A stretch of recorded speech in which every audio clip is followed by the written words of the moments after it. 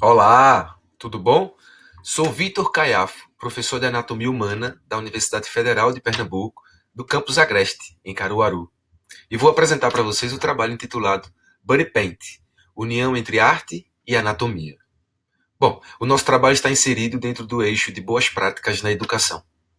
E, no caso do nosso trabalho, Body Paint trata-se de uma técnica de pintura corporal onde a gente visa representar as estruturas corporais na superfície, as estruturas internas na superfície corporal das pessoas.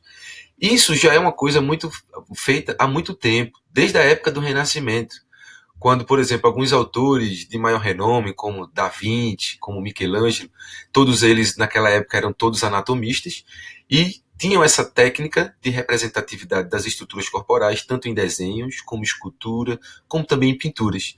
Então, todos eles estudavam muito anatomia para poder representar de forma mais fiel e fidedigna as estruturas e as partes do corpo em suas obras de arte. Com essa evolução e essa mudança muito grande no papel dos professores, dos docentes atualmente, o exercício docente tem mudado.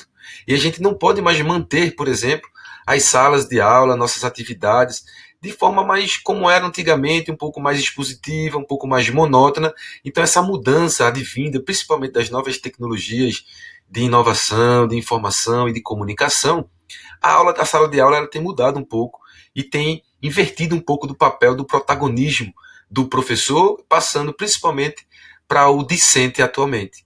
Então, a técnica do body paint, como usa essa pintura corporal, estimula muito esse engajamento e essa dinamicidade nas salas de aula.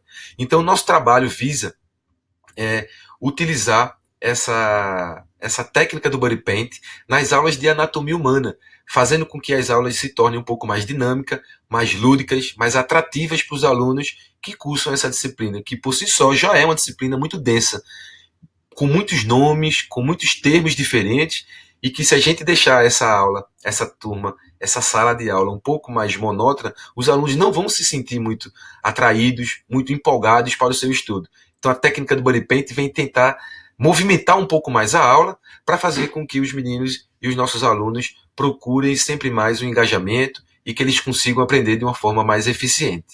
Bom, para isso nós utilizamos modelos humanos, que eram os próprios alunos matriculados na disciplina de Anatomia Humana para o Movimento, que é uma disciplina ofertada para os alunos do curso de Medicina aqui do campus Agreste, da Universidade Federal de Pernambuco.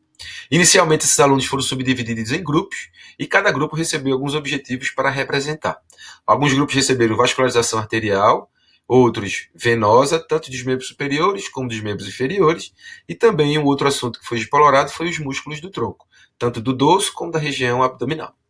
Foram utilizados tinta guache tóxica e tinta para pintura de rosto, como também pincel de rosto e pincel de tamanhos variados, lápis dermatográficos, algodão, água, sabão, e também para ajudar na representação das estruturas, eles puderam utilizar o atlas anatômico ou também livros-texto.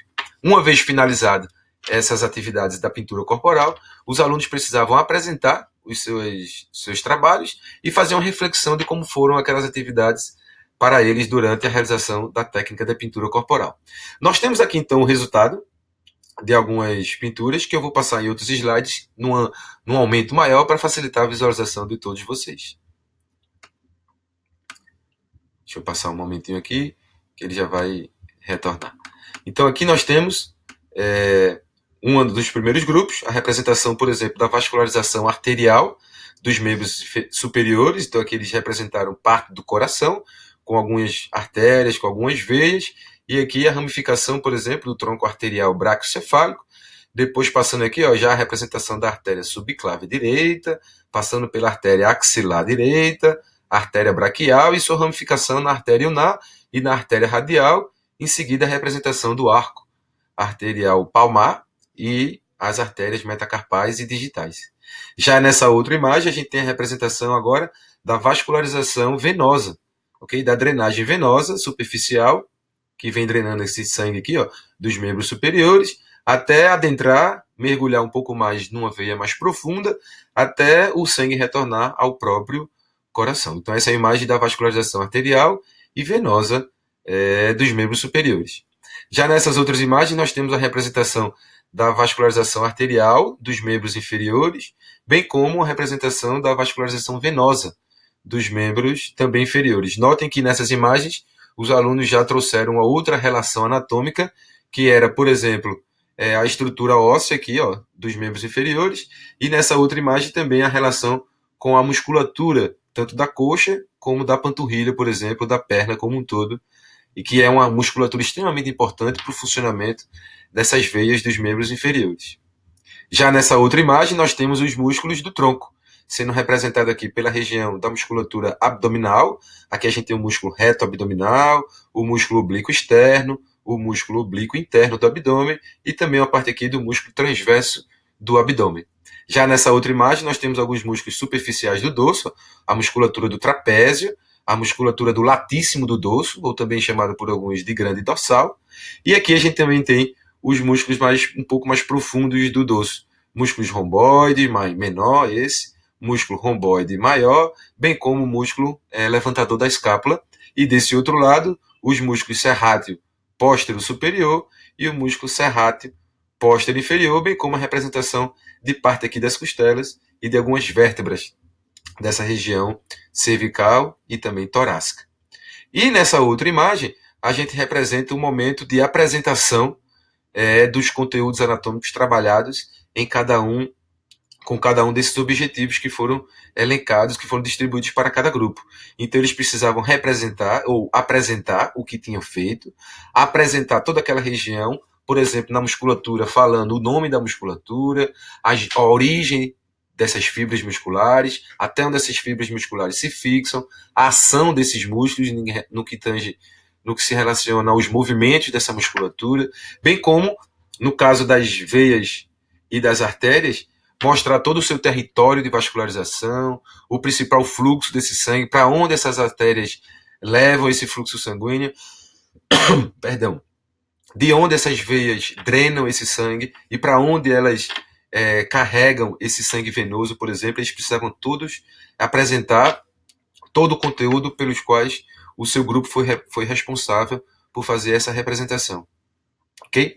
E por fim, a gente volta com a conclusão do nosso trabalho, mostrando que o body paint, mesmo os alunos não sendo nenhum artista plástico, por exemplo, isso é muito, muito capaz de ser representado fielmente essas estruturas anatômicas. A gente pode ver que tivemos aqui várias representações muito bem feitas, ok? Mostrando toda a extensão de abrangência, por exemplo, aqui da musculatura, mostrando a direção dessas fibras musculares, a relação com as estruturas ósseas, a relação com estruturas musculares nessa região, por exemplo, dos membros inferiores. Então, a técnica do body paint mostrou-se muito útil para os alunos conseguirem representar fielmente essas estruturas na superfície do corpo dos próprios colegas, e isso fez com que a gente conseguisse tornar a aula de anatomia um pouco mais lúdica, mais dinâmica, mais integrada, mais interativa, com um engajamento maior desses alunos em seus grupos. Isso tornou a aula muito mais ativa, centrada no próprio aluno, fazendo com que ele refletisse melhor sobre aquele conteúdo do qual ele ficou responsável. Okay? Então isso trouxe uma dinamicidade muito boa para a sala de aula. E essa mudança nessa prática dessas atividades, como já falado na introdução, essa mudança comportamental e atitudinal do docente vem de encontro às novas metodologias ativas de ensino, o que é o foco muito grande aqui do nosso curso de medicina do Campus Agreste, o qual é baseado praticamente toda a sua grade curricular, todo o seu PPC, nas metodologias ativas de ensino. Ok? Muito obrigado pela atenção de todos. Estou aqui para esclarecer qualquer dúvida que vocês precisarem. Grande abraço